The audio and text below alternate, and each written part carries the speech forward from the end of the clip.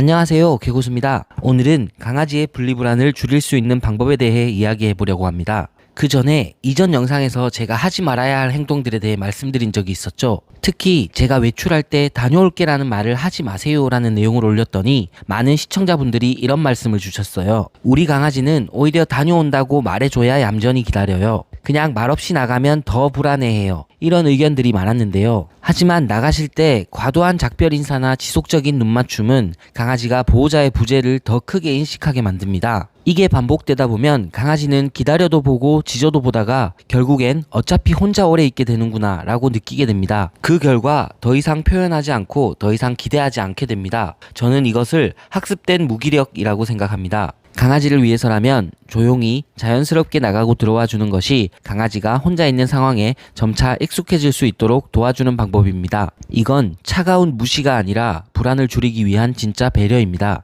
여러분은 혹시 어릴 적 몇 살 때부터 집에 혼자 있을 수 있었나요? 제가 학생들에게 이런 질문을 해보면 적게는 5살, 많게는 12살까지 정말 다양하게 대답하더라고요. 물론 성격과 환경에 따라 다르지만 보통 초등학교 고학년쯤 되면 혼자 있을 수 있게 됩니다. 그 시기쯤이면 스스로 할 수 있는 일들이 많아지기 때문이죠. 물론 강아지가 초등학교 고학년의 지능과 인지 능력을 가질 순 없습니다. 하지만 혼자 있어도 아무 일도 일어나지 않는다는 감정을 작게나마 느낄 수 있도록 도와주는 게 중요합니다. 첫 번째 방법은 자신감을 키워주는 것입니다.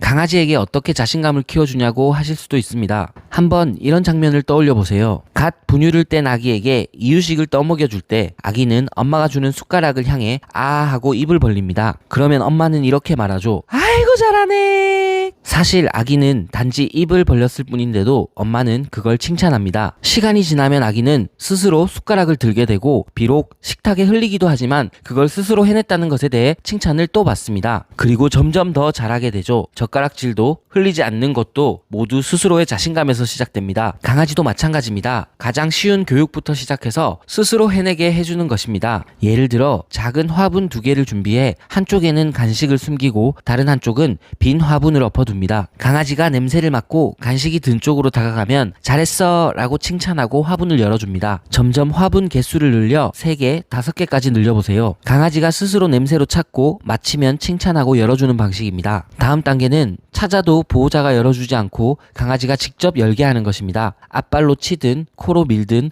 방법은 상관없습니다. 처음엔 낑낑대며 보호자님을 쳐다볼 거예요. 이거 좀 열어줘 라는 눈빛이죠.